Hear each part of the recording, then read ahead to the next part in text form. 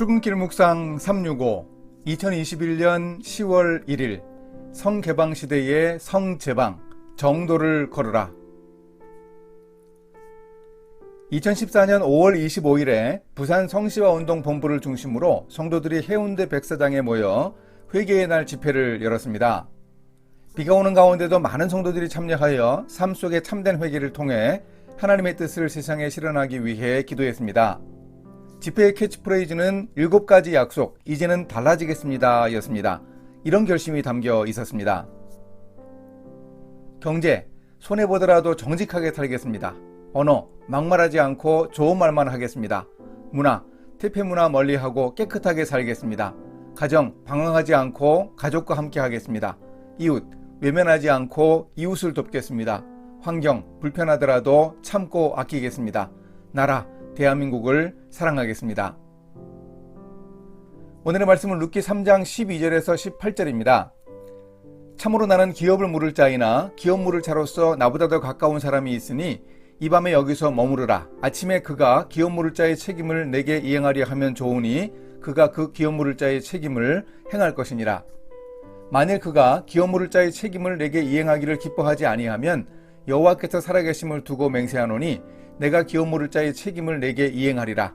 아침까지 누워 있을지니라 하는지라.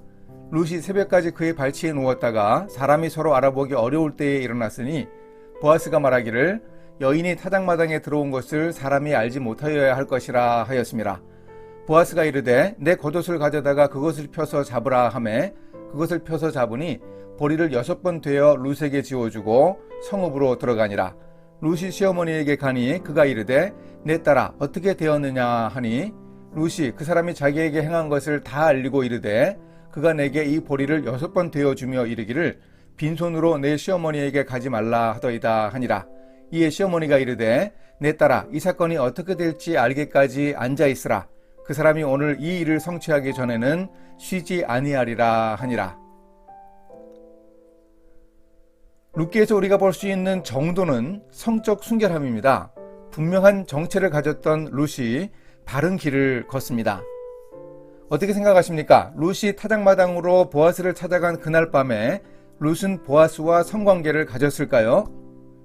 1822년에 타작마당에 룻과 보아스를 그린 프랑스 화가 루이 에르성은 성적 상상력을 발휘하여 그림을 그렸습니다. 그런데 성경을 자세히 보면 두 사람은 성관계를 가지지 않았을 것으로 보입니다. 그 근거를 생각해 보겠습니다. 나오미는 고엘 후보들 두 사람 중에서 보아스가 자기 집안을 구원해주면 좋겠다는 생각이 간절했습니다. 물론 나오미가 성적 의도를 가졌다고 볼 수 있습니다. 그래서 룻을 신부단장을 하여 타작마당으로 보냈습니다. 하지만 한밤중에 잠에서 깬 보아스는 내가 누구냐라고 정체를 밝히라고 룻에게 묻고는 자초지종을 다 들었습니다. 보아스는 첫 번째 고엘 후보가 기업 모르는 일을 하면 좋고 만약 그가 포기하면 두 번째 후보인 자신이 고엘의 역할을 틀림없이 하겠다고 약속했습니다. 그리고 보아스는 새벽까지 룻을 여전히 자신의 발치에 재웁니다. 품에서 재우지 않았습니다. 나오미는 보아스가 책임있게 행동하리라고 믿으며 그가 내 할 일을 내게 알게 하리라 라고 룻에게 말했습니다. 룻에게 기록된 보아스의 인품으로 볼 때 그가 고엘이 되는 절차를 무시하고 행동하지 않았으리라 짐작할 수 있습니다. 보아스와 룻은 그날 밤에 성관계를 절제했고 두 사람은 정도를 걸었습니다.